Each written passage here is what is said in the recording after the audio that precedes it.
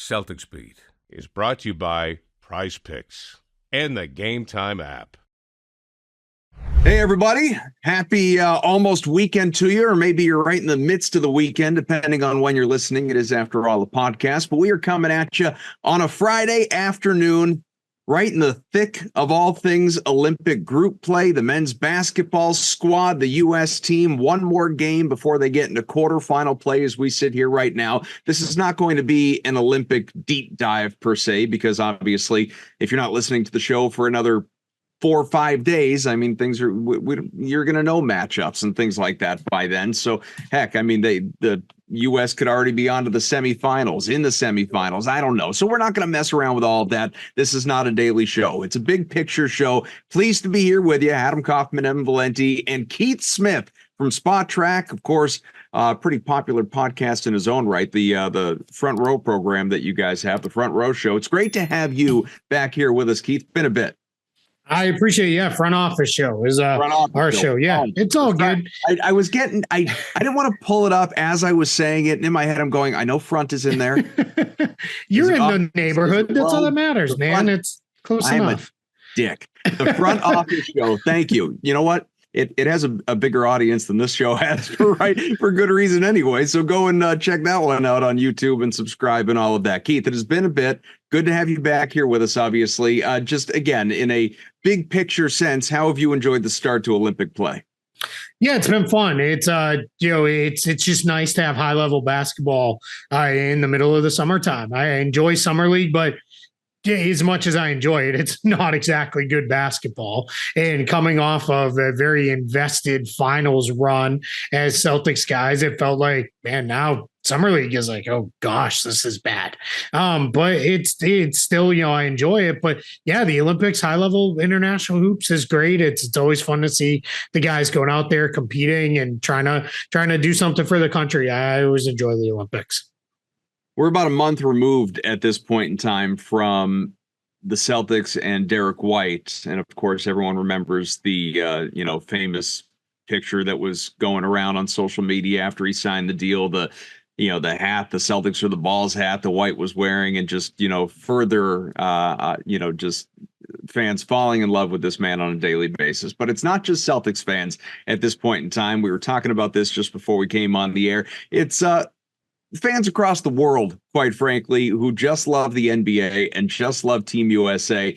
Derrick White, there was a little bit of, I don't want to say it was White-centric controversy, the fact that he jumped on Team USA as that last spot in filling in for Kawhi Leonard. The controversy, obviously, as we all know, centered around the fact that it was Jaylen Brown who was left off, not so much that it was Derrick White who was selected. But my God, it just further shows that he is such a seamless, perfect fit in any situation that you put him in, to where I think back to now, again, July 1st in that 4-year, $126 million contract that Brad Stevens locked him up to. And you can't help but think, what could they have, what could he have demanded? What in Derrick White's, I'm sure he's making more money than he ever could have envisioned. For anyone that knows his journey, as obviously it was such an uphill climb to the NBA and never mind becoming what he has at this point in time. But I mean, pay that man $700 million, because he is just a perfect player in a perfect situation, no matter where you put him. How impressed have you been by Derrick White and his fit on Team USA and his importance, quite frankly, to Team USA, Keith? Yeah, it's funny, because I don't mean to say this in any form of negative way, but I'm not surprised. Like, this is what Derrick White does. He just fits in, right? He just goes, does whatever's asked of him, comes up big, makes big plays. There was a point in the last game against South Sudan where the game's getting a little tight. They made a run. Derrick White gets the ball up, makes the move, makes his little off-ball move, finds himself behind the line, ball comes to him. And I just knew it was going in, because that's what he's done pretty much since he came to Boston. And he has been, great for them. And I said this when Jaylen Brown didn't get picked. And I said, look, Jaylen Brown, if it was just taking the most talent, Jaylen Brown probably should have been there day one of the team, right? It'd be even before they took a couple other guys. But a lot of it was this late in the game, we're replacing somebody literally weeks before we jump on a plane, or days rather before we jump on a plane. let's get in somebody who is just going to fit. If he doesn't play a lot, he's not going to say anything. He's just going to do his thing. And now what is impressive is they need him. They need him out there, and that's going to show up in other games too. Other teams that have strong guards, it was all kind of falling to Drew Holiday to be that guard defender. Now they've got the other guy that can go on him. And my favorite part has been, I'm not going to call him out who it was, but a very prominent Lakers account tweeted out, I hate how much I like Derrick White and how good he is. And that just tells you, like, that's perfect right there. Like, just made me so happy.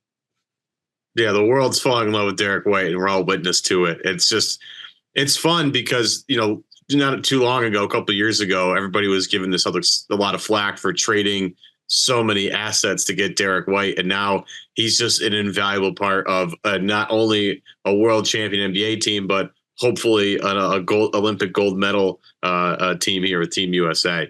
It's amazing though, because you look at him and you're like, there's no way this guy's awesome at basketball. If you just look at his appearance, sometimes it's like with the hair or the bald head and the missing teeth and all. Like, no, he gives the game exactly what it needs. And what's fun as Celtics fans, as we sit here and chat, it's like the whole world's catching up to what all of us got to enjoy for the past 7 months. It's like, yeah, having both Drew Holiday and Derrick White on the same team is an awesome time. And the one thing I keep coming back to, and I keep thinking about this, is big picture, because we always talk about big picture show.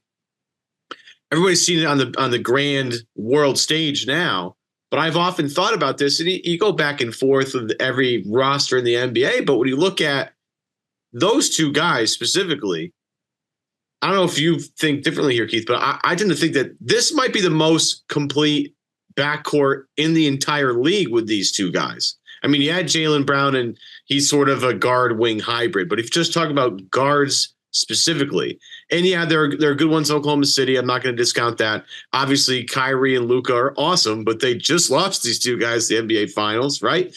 Whoever Jalen Brunson has next to him is a formidable, duo. But do the Celtics, and now that we're seeing on the world stage, do the Celtics have the best backcourt in the league? Because it seems like they might.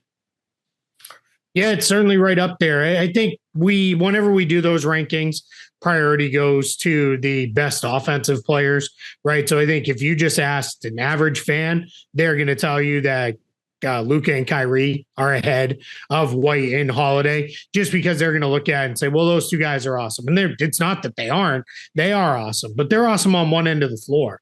Holiday and White, I do often wonder, what would they do if it was, hey, we need you both to score more. We need you to take 15, 20 shots a night instead of 10. What would that look like? There's a chance maybe it doesn't go well, right? And it all kind of goes a little sideways on them, but there's a chance it does go really well. I mean, Drew Holiday's been nearly a 20-point per game scorer before in his career. I think Derrick White could be that if he needed to. But it's the defense, the playmaking. That's what is so great to see with those two guys. And that's what's really cool, is getting to see how many people now have come around to like, oh my gosh, like these two guys, like Boston gets this every night out of these two guys who, like, people you would have hoped would have seen it in the playoffs. But I do think some NBA fans, after a long season, their team's eliminated, I do think they tune out a little bit. And now they're seeing it on the international stage. And Steve Kerr is 100%.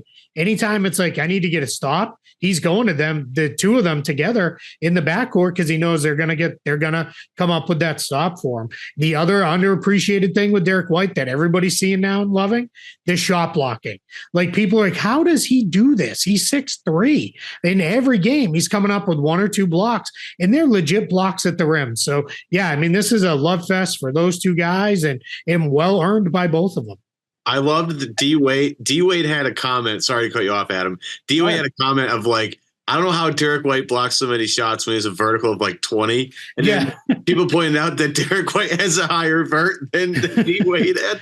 To be fair, what I do love is D-Wade also, young D-Wade, was an exceptional shot blocker. Unbelievable, yeah. So it's really cool that Wade is here watching Derrick White kind of do a little bit of what D-Wade used to do back in the day. Yep. I just think the other thing that it screams to people out there who play basketball at any level, be it in, the NBA, in college, in high school, recreationally, over at the Y, you're a kid growing, whatever.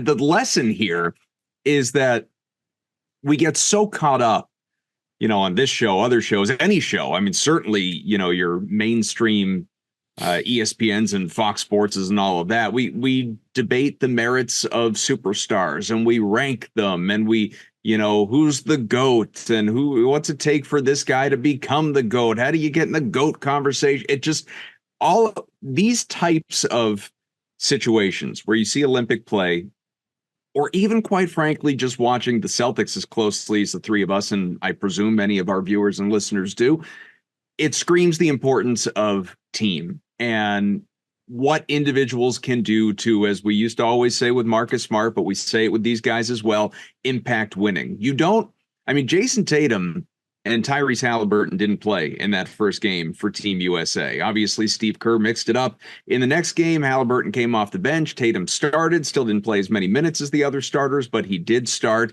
You had other guys like Joel Embiid not play. Now it's going to look different in this next game as we sit here against Puerto Rico before you get into quarterfinal play. But the guys who are consistent, there's no sitting Derrick White. There's no sitting Drew Holiday. Nobody's going to sit here and tell you that either of those two guys are the best players on Team USA. But in some ways, they're two of the most important. So I just think some of that sometimes, Keith, gets lost. And I think that we do a decent job on this show, at least over the course of a regular season or playoff run, of really harping on the importance of guys like that versus always being fixated on Tatum and Brown or, how Porzingis plays his role and that sort of thing, who's sort of star adjacent at this point in his career. But I know I'm rambling. I just think I sort of marvel as a viewer, as a fan, at what guys like White and Holiday, White in particular, honestly, do out there to really ingratiate themselves with coaches and teammates and just general fans to really highlight all of the different ways that they contribute.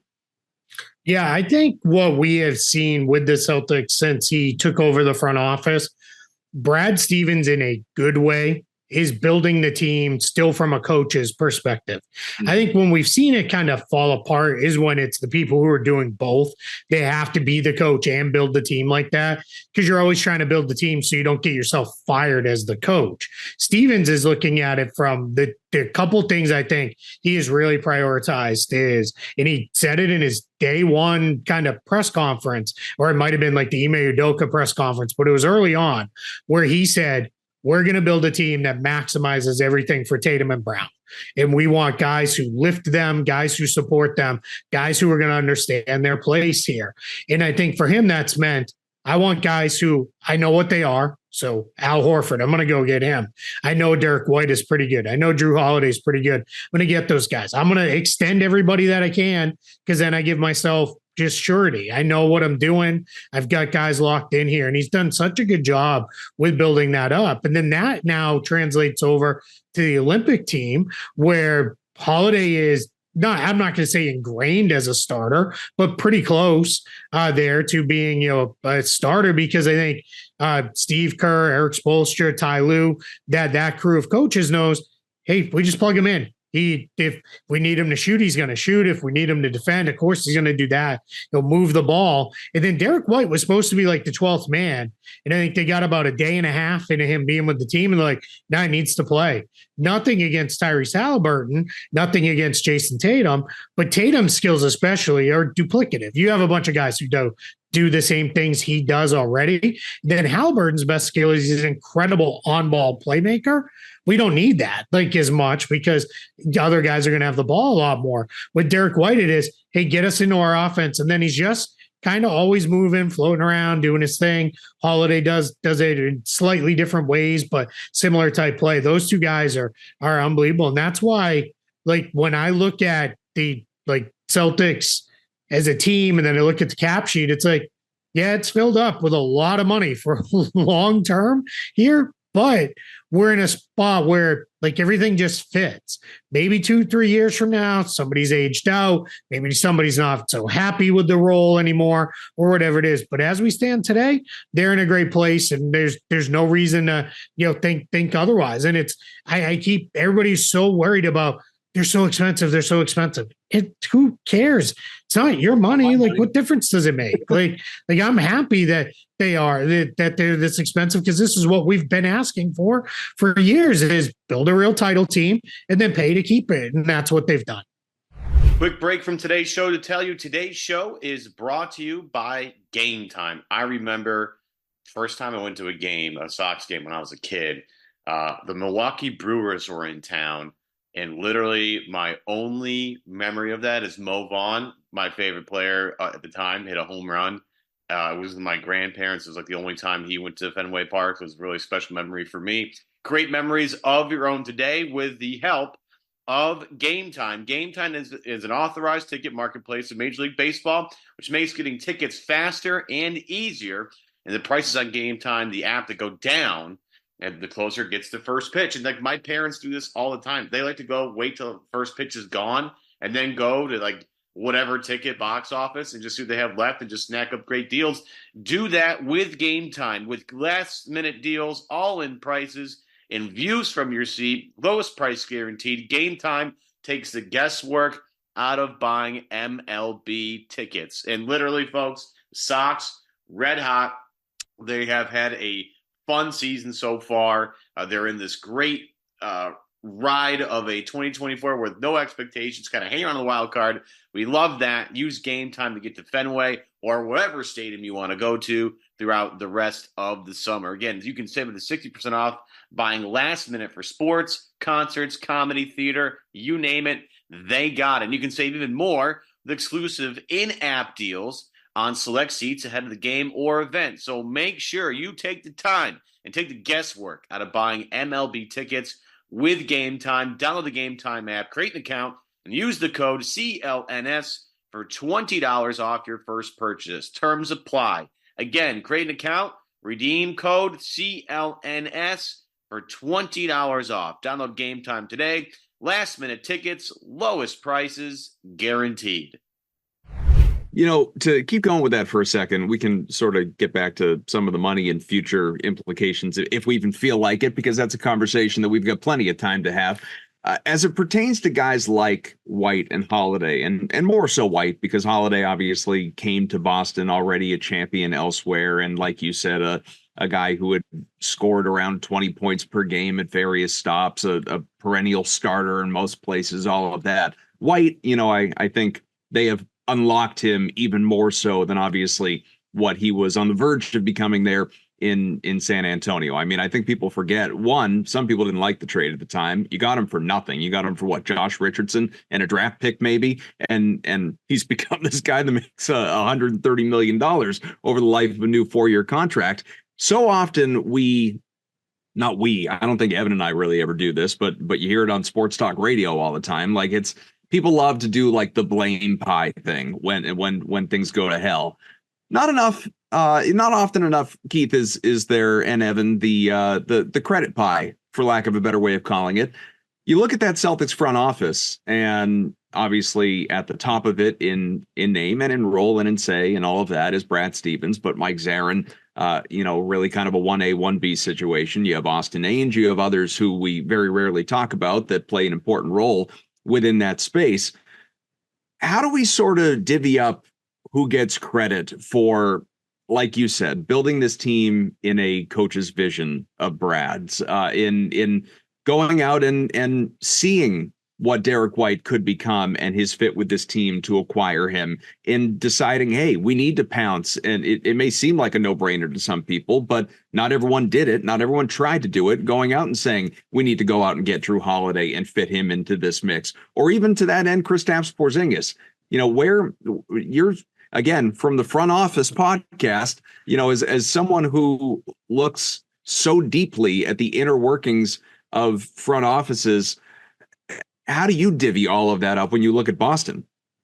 Yeah, I think it's a lot of people too. I'll even include Danny Ainge in that because he never traded Tatum or Brown, right? He stayed staunch in his belief that those are the guys. Like, and whether that was he just didn't find the right deal to move them in or doesn't come together, but he never moved either one of them. And in multiple times, I was even critical at times where I'm like, is this guy ever going to be as good as player X who they're trying to trade for is right now? And that's where, and I'll hand up, I was wrong at times about both guys, where I was like, you know what, I'm glad they kept them because that's a big part of why they win. But yeah, I think, Ainge and, early on, I think Stevens, you're absolutely right. Zarin is, it's kind of funny because I'm thinking in some ways it's probably easy right now because it's like you get a max and you get a max and you get a max and off we go, right? And those are easy to hand out. Where that'll become like more on the rest of the guys is later when you need to backfill, whether it's through the draft or you need to backfill through minimum signings or targeted overseas guys that you're trying to bring in on minimum type deals and those things. That's where we're going to have to see those guys really make their money because we're going to be in a spot where they're probably going to be capped out, probably a second apron team for at least a few years. So it'll all come together. But I'll also give credit to like Ime Udoka initially coming in and saying, all right, you know what? I'm going to challenge you. We're going to build everything for Tatum and Brown to succeed, but I'm going to challenge them too to be better than they've ever been. And you have to bring it every night on both ends of the floor. You can't just be content there. And he pushed. And then Joe Mazzulla coming in after and saying, this is how I believe we'll win. And when we lose playing my way, we're probably going to lose and it'll look really bad, right? Because every 7-8 games, we're going to have like an 8 for 40 shooting night from 3, and it's going to be a disaster, and we're probably going to get killed. But the other 7 games, we're going to probably steamroll teams and blow them out because I believe in the way this is how we can win with this team. And then anytime the pressure got turned up a little of like, maybe it's not working, he went almost the other way. Of no, I'm going to push even further then. You didn't like it when we shot 43s? We'll shoot 50. We'll shoot 70% of our shots from 3 and those kind of things and really amped it up. And I think when you put it all together, it's the same thing with the players on the roster. Tatum and Brown is the stars will always get the bulk of the credit, but this team doesn't win, obviously, without Porzingis and the things he did. Holiday and White, we talked about. Al Horford, of course, but even guys like Hauser and Pritchard and Cornette and Tillman and just going on down the roster, like all of those guys had their moments at some point, whether it's through the regular season or in the playoffs where they were all really big. And it's one of those things where I think they've really hit on a mix. That's why every time it felt like, what was it, every 15 minutes, we got a message from either Woj or Sham saying Celtics are re-signing player X. And people are like, are they just going to bring everybody back? And I was like, why wouldn't you? Like, just bring everybody back. Like it worked so well. And the rest of the league has to now catch you. You don't have to reinvent yourself until something comes along that says you have to. And they'll play probably a little differently next year. But for right now, yeah, I mean, they're in a great shape. And if like you said, we like to divvy up blame pie. Yeah, let's serve the credit buffet here and everybody can eat. Yeah, that's a huge thing. I listen to a lot of Michael Lombardi and the GM Shuffle, so I like to listen to the way how to build a team, and building a team consists of a consistent message from the top down. And one of the things that you got to admire about this group is they don't shy away from what they are, who they are, and what their mindset's going to be. And that comes from Brad, from Austin Ainge and Mike Zarin, down to Joe Mazzulla, down to Jason Tatum. And it's a consistent message from the top to the bottom. That's why this team is so successful and has been.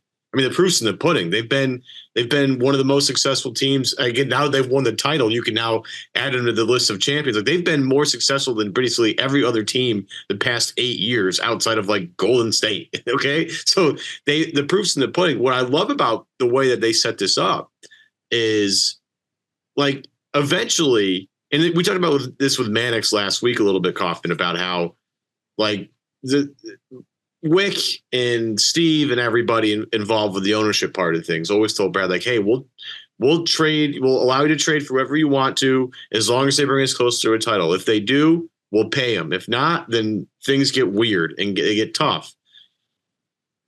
What's great about this particular team is, like, look at the contracts on this roster. There aren't really many bad ones. Like Sam Hauser just signed for less than Duncan Robinson got 5 years ago. And Sam Hauser was way more playable in the playoffs than Duncan Robinson's ever been, right? You have Derrick White getting a big contract, one that he would have eclipsed next year if he was in the free agent market. Also, now that he's in the Team USA stage, who doesn't want Derrick White? Like, he's awesome. Drew Holiday, if you're a contending team looking for a piece, Drew Holiday at an X number, if you can afford that number, makes a ton of sense because of what he brings intangibly to your team. So, Keith, as you look at the roster breakdown, yes, Tatum's going to get a ton of money. Jaylen Brown's going to get a ton of money. And Kristaps, with his injury history, is dicey. But outside of, like, Kristaps, I don't see any bad contracts on this roster really at all. Am I crazy? No, you're not. It's, by the way, Keith, they're all tradable contracts if push came to shove. Yeah, absolutely. Yeah, those are the combo there, right? The closest thing to me that is, I'll just call it worrisome, I'm not even going to call it bad, is what does that last year or two of Holiday look like? But at that point, you're probably able to get out of it if you need to and into something else. So I think what's really happened is I said this to someone the other day, and they're like, that's a really good way of putting it because it made me feel good about making the point that way, was there's a lot of contracts, but there's no bad ones. Like there's a lot of money invested in this team. Obviously, we know that now. They're between salary and tax, they're going to be over $250 million in total investment for this season. But that's fine. I think we've all heard that, $1 billion in money given out this summer in terms of long-term deals. And that is what it is. But yeah, it really is. It feels like everything is good. Now, the other thing is, even some of the ones that are a little more like Porzingis, that's only got 2 years left. So if it turns out this dude just can't stay on the court enough to matter, they can move on from it relatively easily and go in a different direction. And Tatum and Brown they're so good. They're all, like you said, Evan, they're always going to be max guys. So they're just going to, that's what you do in this league, and they'll figure it all out later. And yeah, and the one that is, to me, really key is Derrick White, because Porzingis took the shorter deal because of the injury history and because he wanted to lock in money right away. He didn't want to wait, so they got that done. Holiday's contract is what it is because of his age. White is the guy who he could have said, nah, I want to go into free agency because I think I can cash in one time in my career really, really big. He probably wouldn't have been a max guy, but he would have got more than what Boston's paying him. And instead, I think he looked at it and said, why do I need, $5 million more a year? I'm good here. Like, I love where I'm playing. And the other reality is too, he's so ridiculously popular in the city. He makes that money back now, right? Because every time I turn on, I'm in Orlando, but anytime I turn on a Boston channel, it's Derrick White doing something somewhere, right? Or it's on social media. He's doing Sam Adams commercials and all, that stuff. It's clear, he's beloved. So that means an awful lot for guys too, is to be in a spot. Plus, I think we need to remember he's had 2 kids since he's been with the Celtics. Same thing with Drew Holiday. When he got there, they were like, we love the city. These guys don't want to move their families around, right? They want to stay, hey, let's get one place and let's just be there. Then it also, with Derrick White, doesn't help that, or it doesn't hurt, rather, that dad's a huge Celtics fan and is probably like, hey, come on, you're going to break my heart and leave? Like, let's just stay. All I can say is, thank God they're not in a position that the Nuggets could maybe make a run at him, because maybe that's the only place he would ever go if he ever wanted to a couple years from now. And my other thing is, let's all continue to hope St. Louis doesn't get an expansion team, because I think that's the only place Tatum would ever go to leave for, as things stand right now. Now, 5 years from now, who knows? Maybe he's like, I've done everything I could do here. I'm ready for a new challenge. We see that all the time. But yeah, other than that, I don't know why guys would ever want to leave, because they're in such a great place. And you got paid, you got a lot of money, you're where you want to be. And most importantly, you have a chance to win every year. So it's all right there for them. Yeah, and you summed it up really well in terms of sort of the total package, what it all means. Because people get, like you mentioned, do I really want to go somewhere else where I can make $5 million more a year versus what I'm making now? But maybe you're in a worse situation, be it personally, family, or just even if everything is great in a social sort of setting, the team just isn't as good, and you don't have as good a chance of winning, which again is your profession, is your professional goal. And I don't believe, and take guys like Jordan or LeBron, or I look out Brady, right? Like I don't think that as guys play, I mean, maybe for some, but not for true competitors, that winning gets any less important to you. I think in many ways it gets more important, because the more you win, the more you want to be measured up against, not just greats, but the all-time greats. And, lift yourself into that conversation. So there's just the money, like I know we know this intuitively, but we don't really, not that we have to, spend enough time sort of thinking about the context of how absurd this money is. And I don't mean like, oh, these guys are overpaid or whatever. It's, this is obviously where we're at in professional sports, and different sports are different. Obviously, like people in the WNBA aren't getting paid the way they are in the NBA. People in the NHL aren't getting paid the way they are in the NBA. Hell, and most players in the NFL aren't getting paid the way the average player is in the NBA. And so, like, congrats to all those, for collectively bargaining yourself into a hell of a deal, an influx of new TV money and all of that stuff whenever that comes in. It's why Danny Ainge said a while back, and we've talked to you about this before, people sort of get enamored with arguing about the validity of a contract based on its number. It's not about the dollars. It's about percentage of cap. And Jason Tatum, to use an example, and Jaylen Brown, you could use him as well. I mean, these guys make not even endorsements. And I know there's the whole thing with Brown not really having as many, but Tatum has a bevy of endorsements. He may have more than any other player in the NBA right now.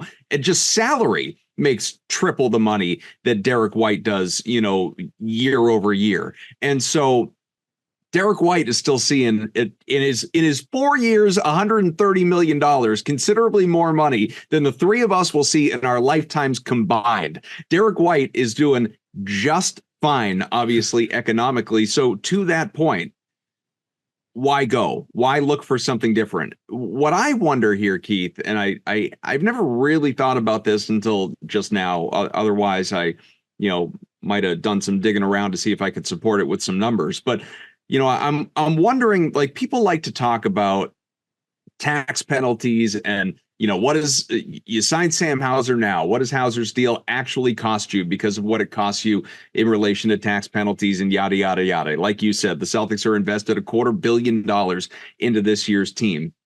You hear a lot of people talking about owning a sports franchise in general as a losing proposition. It is a toy. More often than not, you are losing money on it. And I just, maybe that's true for some, but you look at these valuations going up year over year for the best teams, like the Groesbeck estate, the family is going to get $5 billion for the Boston Celtics whenever it comes a point that they sell. And I'm wondering, when you own a team, a successful team like the Boston Celtics, that, has certainly financially gone all in on its players in hopes of trying to win repeat championships. You have 18, you're looking for 19, maybe even 20. You have a window here, man, that you want to try and take advantage of.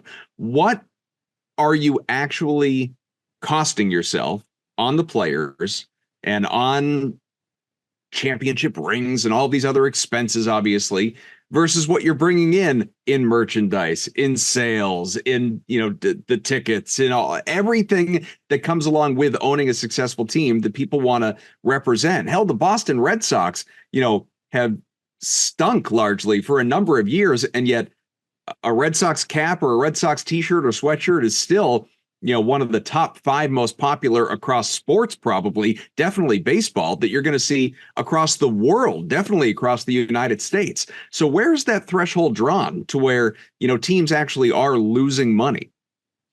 Yeah, it's funny because it tends to come up when we get into like CBA negotiation time, right? And it's been good to see in the last couple of rounds of negotiation that hasn't been the talking point. Like if we go all the way back to like 1999 and then I think it was 2012, we saw like teams are like half the teams are losing money and all these things. And like, yeah, but you're talking about you're losing money this year because you have a bunch of bad contracts and your team stinks.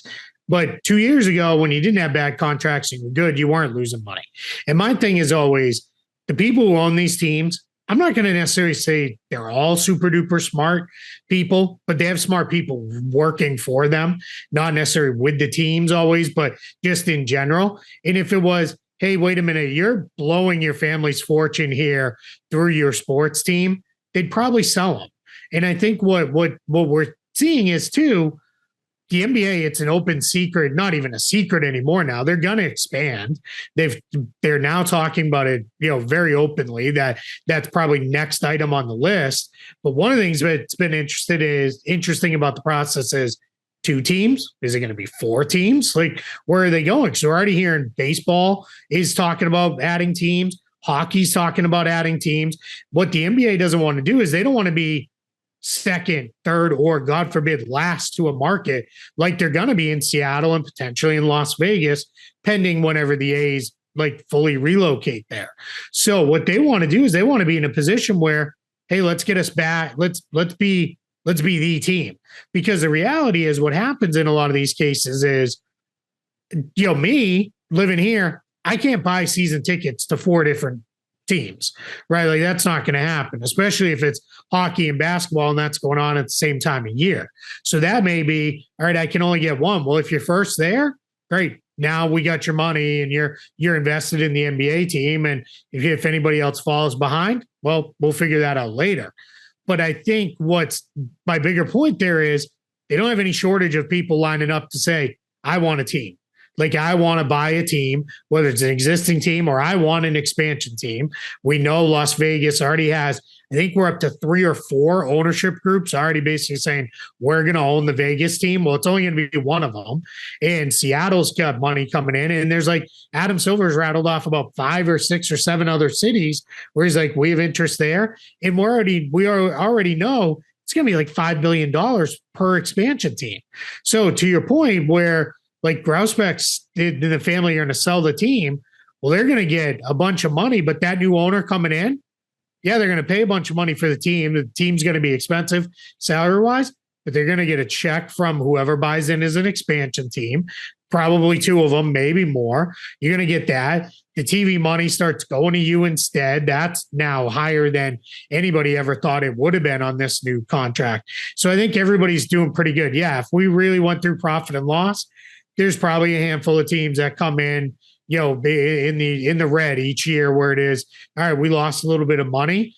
But the reality is, unless you are a team like the Pistons, who now have been down for years, if you flip it pretty quickly, you're probably going to come back around and people are going to be super excited because they'll buy your merchandise, they'll buy tickets, they're going to buy all this stuff. And then you get your share of the league-wide profits as well. So I don't think anybody's sitting there saying, man, you know what, we're just throwing money away on this. Because I also think teams have gotten smarter and the league's gotten smarter about how they handle things as a whole as well. For sure. I mean, this has been a little like, I always shudder at 2 things. One, the A's moving. I'm just still mad about that. That's absolute nonsense. And then with Detroit, we'll always have Moneyball, Ev. I just, dude, come on. Like that's the Fishers are a joke. And I don't want to get into it because it's just going to make me angry. And then, yeah, the point about Detroit's a good one because, like, as soon as they're good, that city's going to go nuts. So, like, once they figure out how to draft correctly and put together a team correctly and pay only 1 coach instead of 2, they're going to be just fine. 3, I think we're on now, right? Are we on 3? Because Monty. Yeah, because you're. Yeah. Oh, are they still paying Dwayne Casey? They might be. He might finally be done. Okay. But we're close. Okay. I know the Suns are on 3. Yeah. Oh, man. The one thing I'll say, like, just to change gears for a second, radically, just because it's been making me very angry. It stinks that we're only once a week at him because we can't address the stuff in real time. The Tatum not starting stuff was a way bigger story than it needed to be. Like, this is it just got to be. Not playing. it got to be so obnoxious and annoying. It's like, dude, they won by 26. Who cares? Like, really? We really talking about this for like the third or fourth straight day? Man, this is a really slow summer. With the Major League Baseball trade deadline, like right here, we're talking about how Tatum isn't playing for like 3 straight days. This got out of control for you, Keith? Because I'm sitting here, I'm looking at this thing every day. I got to wake up and everybody's just griping. I'm like, dude, can we just get past this and get to just get like, he didn't play, whatever. Embiid didn't play. So the guys aren't going to play. It's not a big deal for me, but everybody wanted to scream about it, whether you're on one side or the other. It drove me nuts. Yeah, my personal opinion was I thought it was stupid that he didn't play. Much like I think it's dumb that Halliburton wasn't playing. I don't understand why Embiid didn't play. I don't find Kerr's reasoning behind it to be doesn't overly make sense to me. I feel like every other Team USA coach that's ever coached this team, unless they had like the token college kid on the team who was really designed like you're only going to play the last couple minutes of blowouts, they got everybody into the games. Team USA women who have been killing everybody by 30, 40 points for years. 57 straight wins yesterday, right? 57? Yeah, they're unbelievable. And their games are never even close. Yeah. Everybody plays for them. And my thing is, like, there's 200 minutes. I get it. It's less than there is in an NBA game. I fully understand that. But you can get everybody in the games. Like, just, figure it out. All that said, yeah, that it went on for days and days and days.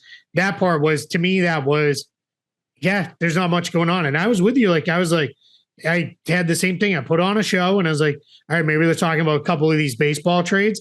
Nope, they were still on this topic. And I was like, well, I guess that is a good thing. Basketball is more popular than baseball trade deadline. Maybe not regionally in some places, but overall, because we know if they weren't drawing an audience to listen to it, they'd move on to a different topic. So yeah, I don't love the way Kerr's coached the team. And there's a lot of like, yeah, anybody could coach this team and probably win. It's going to be, some of the lineup decisions I haven't been a fan of, some of the defensive coverages, like it was very clear in game 1 against Serbia until Spoelstra was like, we got to get out of this switching. Jokic is killing us. Like, get into, you just play drop and, we're going to play a little bit more conventional styles of defense. Once they went into that, they really took off and those kind of things. It's like this idea of like, all right, yeah, they did win by 26. So I really feel like I'm being nitpicky here, but I didn't understand why he didn't play. I thought it was dumb, but it is what it is. I had moved on by the next day. That's the funny thing with social media. You make a point and then the person who like didn't see it for 2 days, then like sees it and then they have to retweet it and come back in your mentions. And it's sometimes like you said, the A's will just fire you up. It's like, man, like we're coming back around to this again. Like I was already mad about it. Now I'm over it. Now you want me to be mad again? Like, so it just, yeah, it's one of those things where in the moment it was dumb, but we move on and yeah, well, we'll see. Now I'm curious to see who it is tomorrow that maybe doesn't play. Well, We'll see if it's somebody in that game or maybe they blow Puerto Rico out by so much that everybody gets in and it doesn't really matter anyway. It's all going to kind of come at you fast, and we're 8 days away from the gold medal game at this point in time. So when we have our next show, I mean, let's say it's a week from today. I don't know if it will be, but let's say it's a week from today. We'll be previewing the gold medal game at that point in time. Does anyone in your mind, Keith, stand in the U.S.'s way? There's teams that I think could challenge them. I think what I've said this all along, what would get Team USA beat is if they really shoot poorly. The other team shoots lights out, and Team USA is also on top of that is sloppy with the ball. It's got to be a combination of those 3 things. Otherwise, teams just aren't going to be able to score enough. That's like the secret sauce with this team. They can just go to these defensive lineups that are so devastating that there's like nothing you can do. Like if they wanted to play Davis, Bam, Holiday, White, and then I don't care who the 5th guy is, you're probably not going to be very successful scoring on them. That's how good those guys are and can be as a collective. So that said, Germany's beaten them in the past. Germany has the ability to shoot lights out. They play bigs that can space the floor and spread Team USA out. So that'll be an interesting challenge. They also have NBA level guys. So there's not going to be any no one on that team is going to be like, oh man, it's LeBron. They've all played with and against LeBron before. I think that Canada can absolutely give them a challenge. Like Canada's got 10 out of 12 guys are NBA players, and there's some really, really good ones on that team too. That said, Canada has not struggled, but has had moments in the group stage where it's like you can just see they're just not on the level that Team USA is. So unless somebody gets that trifecta of Team USA shoots poorly, they're sloppy, and you shoot lights out, I don't think there's a team that can beat them. I don't even think there's a team that can challenge them. Keith Smith again from Spot Track, also hosts the Front Office Show with Trevor Lane. You can get that on Twitter. He has his account at Keith Smith NBA. You could check out the Front Office Show, which that is the Twitter account and at Front Office Show. And of course, always, like I said, widespread audience for that show that you should definitely check out, especially in season or around major moments, be it trade deadline, free agency, all of that. I mean, everything spikes. And so, Keith, we always enjoy having you on here with us. Hopefully we'll be able to, wedge another one in before the season gets going. But we're sitting here. I can't believe we're already into August. And like you said, it's fun to watch meaningful basketball, which obviously Olympic play is, with some of the biggest players and biggest names and best players on the planet and all of that. It's a far cry from the summer league stuff that we were watching back in July, but soon enough, it's going to be preseason basketball and then the chase for Banner 19. So I look forward to breaking all of that down here with you. Yeah, I appreciate you guys having me. Anytime you ask, I'm always happy to jump on with you. I just, on that note, I sent a text to a couple people with the Celtics, and I was like, hey, it's August 1st. Training camp starts next month. And they were like, get out of here. Like, go away for a few days. But and they actually start earlier, them in Denver, than anybody else does, because they're going over to Dubai to play. So going to be a really short summer for Tatum and Holiday and White. They're going to get home, put their feet up, hopefully, and that's all they're going to do for a few weeks, and then right back to work. That's why I'll just caution everybody. The team starts a little slow out of the gates. I'm not going to be surprised. You had a bunch of guys play all summer. Porzingis is going to be out. I don't know that they're going to feel the need to push right out of the gates next year. They may start a little slow, but that doesn't mean people aren't going to be like, what's going on? They lost, 3 games in November. What is happening here? But I can't, it's gone by so fast. Before we know it, it's going to be time for another season again. I'll be ready. I can't wait. Look, they mowed down the rest of the NBA last year. I'm not even talking playoffs. Regular season, they absolutely destroyed the league. They know what it takes to win a championship. They have now done it. Yeah, you want home court as long as possible, but they don't need it. Not if they're healthy. They don't need it. So the top, as long as they're a top 4 seed, I think that's probably all Joe really, in his heart of hearts cares about. Sure, they want one, but I think all they really care about is let's have home court to start this thing off. Because like you said, Porzingis, you'll be lucky if Porzingis is on the floor for half the year between the injury and rest days, maintenance days, whatever else that they've got going on with him. Horford's going to miss time. I'm with you. Consider, I'm not saying bet the under in terms of the wins, but consider it, because a step back in the regular season for ultimate heights achieved in the postseason, very realistic for this squad. But anyway, conversation for another day as we get closer to the season. For Evan Valenti, of course, for Keith Smith from Spot Track and the Front Office Show, I'm Adam Kaufman. Rate, review, most importantly, subscribe to the Celtics Beat podcast. Check out the CLNS Media Network across all of its platforms, including the YouTube page, where you may very well be watching us right now. We'll talk to you again soon, and go USA!